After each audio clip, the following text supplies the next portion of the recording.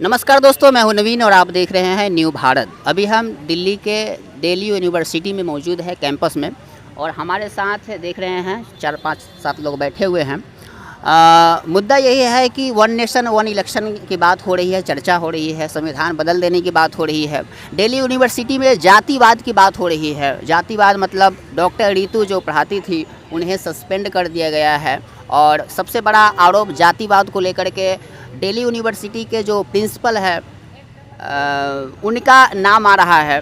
आइए लोगों से विचार जानते हैं, क्योंकि शिक्षा व्यवस्था में जब जातिवाद घुस जाता है तो वो अंबेडकर की जो जीवनी है वो याद आने लगता है। सर क्या कहेंगे आप, क्या नाम है? मेरा नाम RL प्रथम। जी, कहाँ से आए हैं? मैं साहिबाबाद में रहता हूँ, DLF दिलशाद एक्सटेंशन 2 में। जी जी जी, क्या कहेंगे? अब तो शिक्षा व्यवस्था पहले से ही हमारे देश में किस तरीके से चरमराई हुई है, उसमें जातिवाद घुस जाए, सबसे बड़ा आरोप लग रहा है वो भी दिल्ली यूनिवर्सिटी, जो भारत का नंबर 1 यूनिवर्सिटी बताया जाता है। सपना होता है बच्चों का पढ़ने का, जो दबे कुचले लोग हैं उनके जो बच्चे हैं वो सपना पाल करके आते हैं यहाँ पढ़ने के लिए, और यहाँ पर अगर जातिवाद उनके साथ हो तो फिर देश कहाँ जाएगा?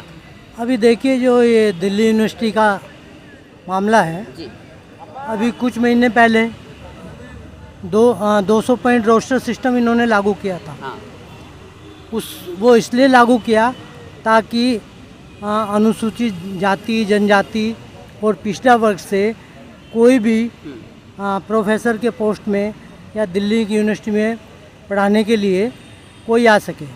एक यहाँ पे मैं कहना चाहूँगा कि हमारे देश में ना लगभग 40 नेशनल यूनिवर्सिटी है, और जिसमें एक भी ओबीसी के प्रिंसिपल नहीं है या ओबीसी के कोई भी वहाँ शिक्षक नहीं है। हाँ, उसका कारण ये है कि भारत का संविधान तो 1950 से लागू हो गया, लेकिन अब तक जितनी भी सरकारें आई हैं उसने नेक नियत से भारत के संविधान के ऊपर अमल करते हुए अपनी जो कार्य प्रणाली है उसको पक्का नहीं किया।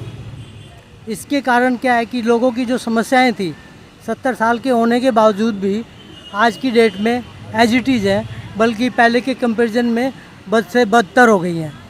पहले ही यूनिवर्सिटी में बहुत कम प्रोफेसर या अध्यापक होते थे। आपने कहा कि प्रिंसिपल कोई नहीं है, नहीं। और अब जब से 2014 से ये जो सरकार आई है, ये सरकार के मिनिस्टर तो शुरू से खुलेआम कहते रहे हैं कि हम संविधान बदलने के लिए आए हैं, हम है ना मनुस्मृति लागू करेंगे। अच्छा, देश में अभी ना बहुत ज़ोर शोर से मीडिया में भी चर्चा हो रही है कि वन नेशन वन इलेक्शन। हाँ। क्या लगता है हमारे देश के लिए वन नेशन वन इलेक्शन सही है, गलत? नहीं, वन नेशन वन इलेक्शन ये भारत के संविधान के अनुरूप नहीं है। डेमोक्रेटिक जो सेटअप है कंट्री का, उसके अनुरूप नहीं है। हमारे बहुजन साथी हैं, कृपया एक प्लेटफॉर्म आ जाइए, और जितने हमारे बहुजन नेता हैं वो एक जगह जुट होकर अपनी सरकार बनाइए। यदि नहीं बनाए गए आने वाले 24 में तो हमका ऐसा हो जाएगा, क्योंकि हम रोड पे नहीं चल पाएंगे। आज हम यहाँ पर 28 तारीख से धरना चालू हुई है, जब से हम कंटिन्यू यहाँ पे धरना दे रहे हैं, क्योंकि हमें डॉक्टर रितु को न्याय दिलाने के लिए। अब देख लीजिए आप, धाराएँ का 5-6 ऐसी लगी हैं जिसमें 2-3 साल से कम की नहीं है। यदि ये इसी तरह से अगर चलता रहा तो हमारे ख्याल से तो ऐसा लग रहा है, क्योंकि यहाँ का प्रशासन जो है वो दबा हुआ है। तो सरकार बोल रही है जैसे जिस तरीके से चीज़ों को बदला जा रहा है, ऐसा लग रहा है कि आने वाले समय में संविधान जो है ना उसको भी बदल दिया जाएगा।